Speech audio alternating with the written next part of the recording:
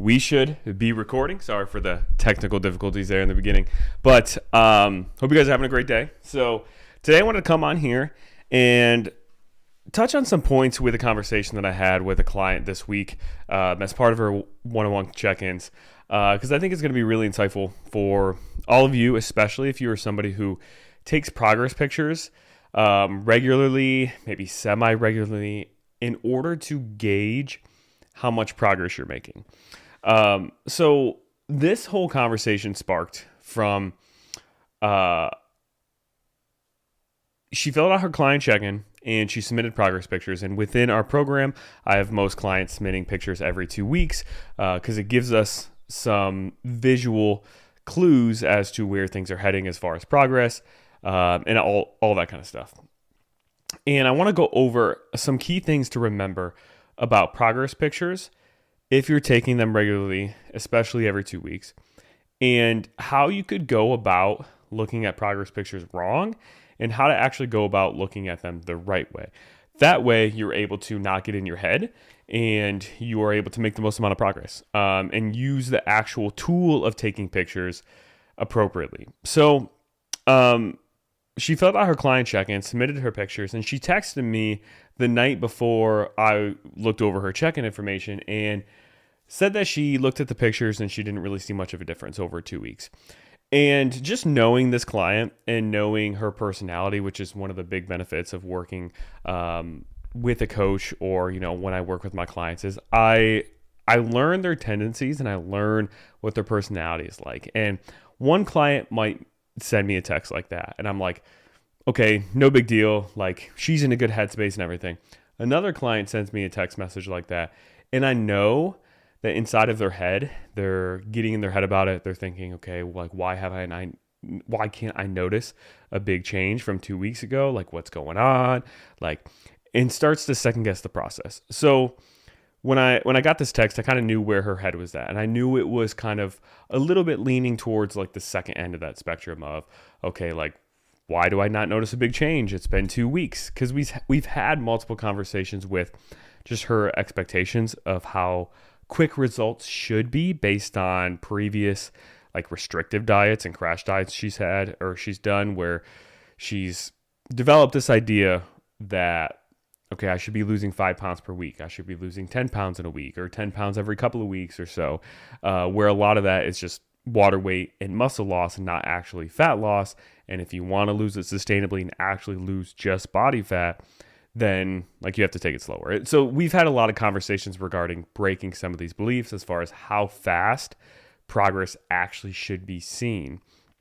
So here's the issue with, like, let's say looking at your progress pictures in a 2 week window and not seeing that much of a change and freaking out about it, and why like your first instinct might be, okay, something needs to change, when really you need to just keep things the same. So number one is that 2 weeks really is a short period of time. I know it feels like a long period of time, 14 days of maybe being consistent. If you're somebody who, you haven't been on this fitness journey for a while, or you haven't been, doing weight loss the right way for a while, 14 days can feel like a long period of time. You're like, oh my God, this is never going to end. But you have to remember that this is a lifestyle change, that you're doing this because you want to continuously make progress and at least stay healthy and keep your progress once you've made it forever, for a long period of time, for life. And, you look at these bodies or these physiques of all of these, bikini competitors or fitness models, or even just people you see on Instagram or TikTok, these influencers that you want to have a body similar to, maybe they've likely spent years and at minimum months, like doing the things consistently 85% of the time to get that result. And 2 weeks is just such a short, like spit in the bucket, such a short blip that you really aren't going to notice a huge difference in your pictures most of the time in just 2 weeks. And that's not why we take the pictures, which I'll kind of get to at the end. But just first and foremost, remember 2 weeks is such a short period of time to actually notice a huge change in pictures. But the pictures are still important, and there's a reason why I have clients take them every 2 weeks, which I'll kind of talk about at the end. Number two is that pictures can be influenced by the same factors that your body weight and the scale can be influenced by. So if you've listened to a lot of these lives, podcasts that I do and everything, and I talk about the scale, I really emphasize how your day-to-day fluctuations in your weight have really nothing to do with like gaining body fat or losing body fat. Like if you see the scale go up by 1 pound on a day, doesn't mean that you gained a pound of body fat. If you see the scale go down by 1 pound in a day, doesn't mean that you lost a pound of body fat. Those day-to-day changes are 99% just water weight fluctuations. And to really see the true fat loss changes, you have to look at the trend over a long period of time of really at least like 3 to 4 weeks to really get a picture of, okay, am I actually consistently losing body fat when you're looking at just the scale. So your day-to-day fluctuations on the scale are caused by water retention, which is caused by stress, which is caused by sodium intake, which is caused by maybe just poor digestion and being a little bit more constipated, bloated a little bit more there. Even your carb intake can influence how much water you hold on to. Nothing to do with fat loss or fat gain, but just holding on to more water. So all of those factors can impact your body weight on a day-to-day basis. And they can also impact your body weight on a week-to-week basis. You could have weeks where like your weight is up just like 2 to 3 pounds. And then all of a sudden the next week it goes down 2 to 3 pounds. You're like, what the hell happened? And it was just because of maybe you were eating out a little bit more. Maybe you're salting your food a little bit more. Maybe you got less sleep. So your stress was higher, physical stress, cortisol causes water retention. Maybe it was that time of the month in your cycle where you have some hormonal fluctuations and you hold on to extra water. Whatever reason, the water retention and those shifts in hormones, and sodium and carbohydrate intake, digestion, all of that have nothing to do with fat loss or fat gain can impact how your body weight changes on a day-to-day or week-to-week basis. And those factors can also influence how you look when you take pictures too, regardless of if you've lost fat or not. And this is why if you've ever dove into like how bodybuilders prepare for competition or bikini competitors, physique competitors, women's physique, whatever, they are so detailed around their water intake, their sodium intake, their carb intake, their overall food volume intake, like how much fiber they're getting and things, like leading up to stepping on stage, even up to like the minutes before they step on stage. And the reason they pay so close attention to those variables isn't because those variables will cause them to like gain automatically a bunch of body fat and then they won't look as lean, they won't look as defined when they step on stage and they won't get first place. It has nothing to do with body fat changes. But the amount of sodium you're holding on to, the amount of water retention you're holding on to, how much fiber you had, how much extra like little bit of bloat you might have in your stomach from just maybe not using the bathroom the morning before. Those things can impact how you actually like visually look if you're taking pictures and trying to like pick apart and hyperanalyze if you've lost body fat from just simply 14 days ago. So those pictures that you take every 2 weeks, if you're doing so, you could very well be actually seeing fat loss, but you might have had a really high sodium meal the night before. You might have been on your period. You might have had a poor night's sleep and holding on to more water.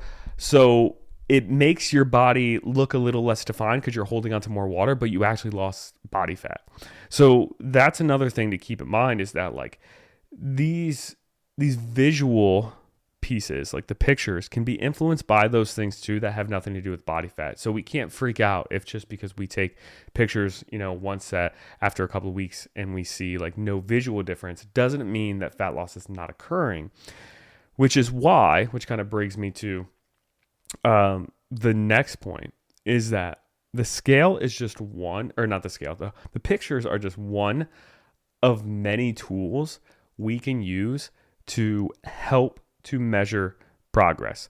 I think there's this idea where it's like, hey, the scale does not matter at all. How you look, your pictures are all that matters, or how your clothes fit are all that matters, which those things probably are definitely, more important most of the time than the scale. But your pictures and the way your clothes fit aren't necessarily everything either, like in isolation. Like you can't just say how I look in my pictures is the only thing I'm going to use to measure progress, because of those variables I mentioned. With sometimes after 2 weeks your pictures don't look that different, but maybe you actually are losing body fat because of these other things we can measure to get an idea. So your pictures, your body weight on the scale, the way your clothes fit, and even subjectively how you're feeling. Like, if you feel like you look in the mirror regardless of what your pictures say and you feel leaner, like that's kind of subjective data there.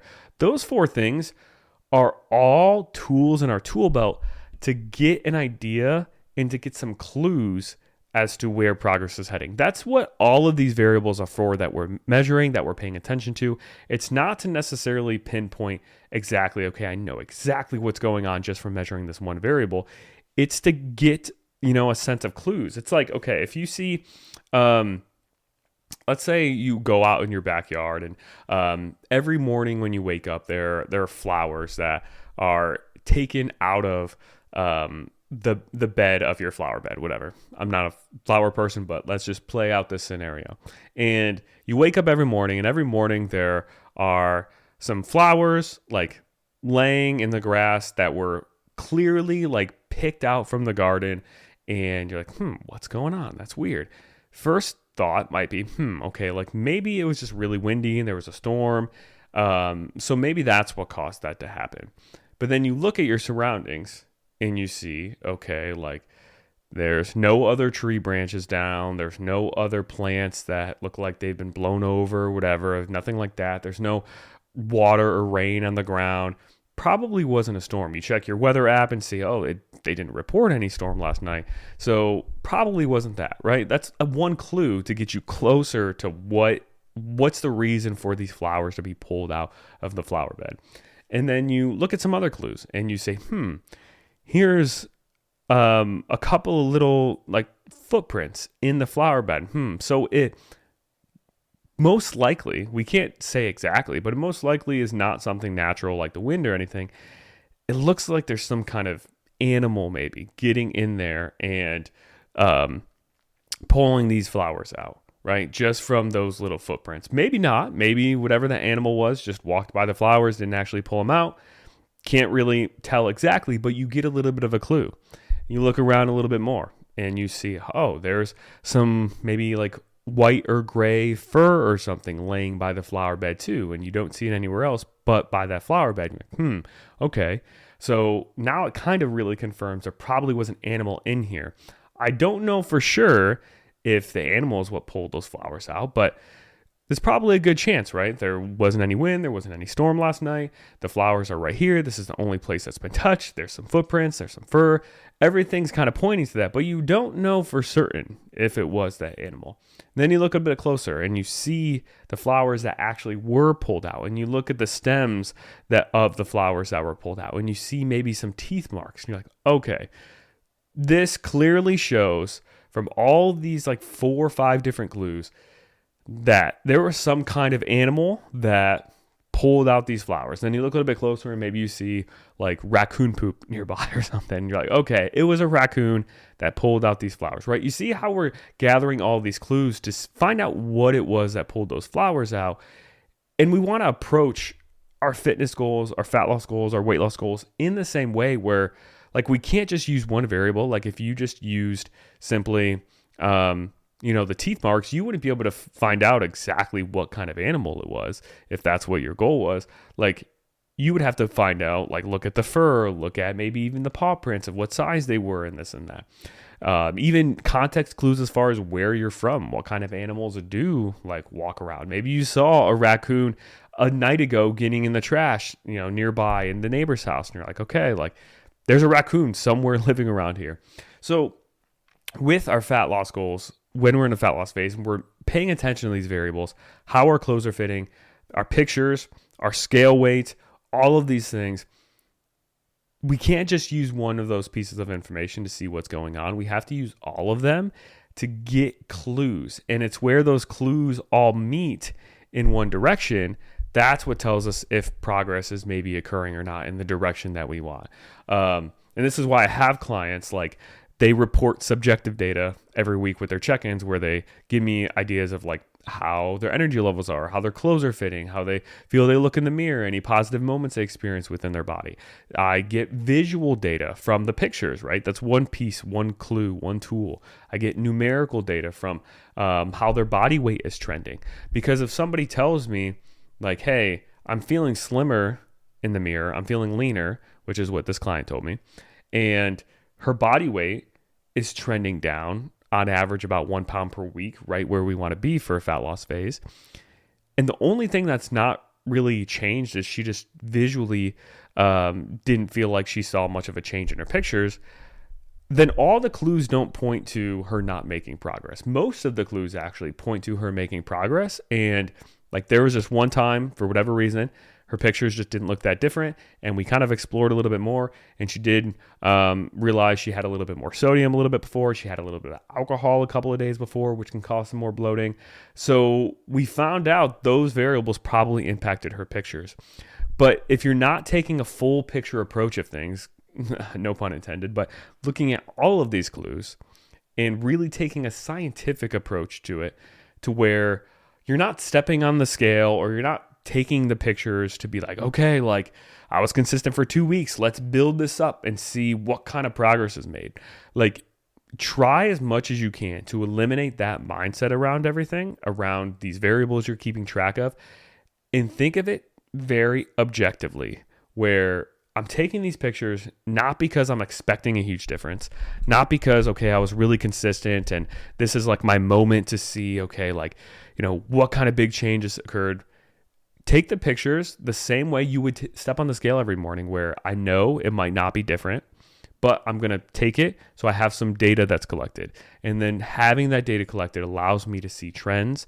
It allows me to see where things are maybe heading. It gives me some clues as to where things are probably going, and then make an educated decision without emotion of what changes to make from there. It's easier said than done to leave the emotions out of things, but that's also why having a coach is really helpful, because you're able to kind of release some of that to an extent. Like there are some clients, their personalities, they're able to completely release it, where they start the program, I'm paying attention to all these variables, and they're like, okay, I'm not even going to worry about it. I'm just going to do what you say because I trust you, and they see amazing progress. And then there are other clients where they have a little bit more of a sense of wanting control and hyper analyzing on like what progress is happening or not happening, and get into that mentality of almost like trying to watch paint dry, of like, okay, like I'm looking in the mirror, don't see a change today. And those clients takes a little bit more working through to get to this point, but they still end up, as long as, you know, they stick with the plan and are consistent and everything, still end up seeing great progress, but it's just more of a mindset battle to work through there. But having a coach helps to kind of separate those things, so you're not the sole person having to make adjustments, because it's very easy to fall into making very erratic and drastic adjustments when you probably shouldn't. Like this client, if she was on her own, there's a good chance she would have made some kind of change to her nutrition plan, to her workouts, added more cardio or this or that, when in reality, like she doesn't need to make a change. Like progress is going great. She just needs to realize, you know, that the pictures are not going to visually look different every time, but it's about the trend of where the pictures are heading to, just like the scale. Like if, let's say, you know, taking pictures every 2 weeks and 3 or 4 picture cycles go by, so like 6 to 8 weeks go by and pictures are not changing at all. Okay, the trend's not going in the right direction. And, you know, especially given the other clues, because at that point, if your pictures are not changing at all, your body weight's probably not changing at all, the way your clothes are fitting probably aren't changing at all. Those clues all point to progress not being made. But just one cycle of not taking pictures after or not seeing change in your pictures after just a couple of weeks is too short of a period of time to like jump and make a change. So overall, like approach it with very little emotion, if no emotion at all, if you can. And think about you as like a scientist. Step outside of your body, step outside of your world. You're like a scientist, or you're a coach, right? And you're taking pictures and looking at them. And think about it not as you. Think about it as like your friend or your client, you know, if you are pretending to be a coach in this scenario. And okay, like let me put my scientist coach hat on. I don't see a change in these pictures, but what are these other clues telling me? And then make, an educated decision that way.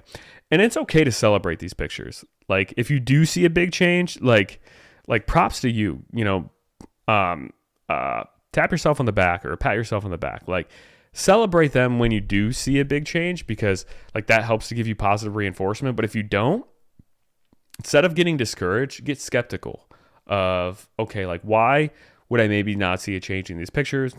Go back to those sodium, alcohol, water retention, bloating, those variables that have nothing to do with fat loss. Look at the other things, the weight on the scale. Look at, reflect on how you've been feeling in your clothes and everything. And then make a very calm, collected, and objective decision to maybe change or keep things the same from there. So hopefully this was helpful and eye-opening, gave you a little bit of a different perspective on pictures and measuring these variables. And I will see you guys in the next one.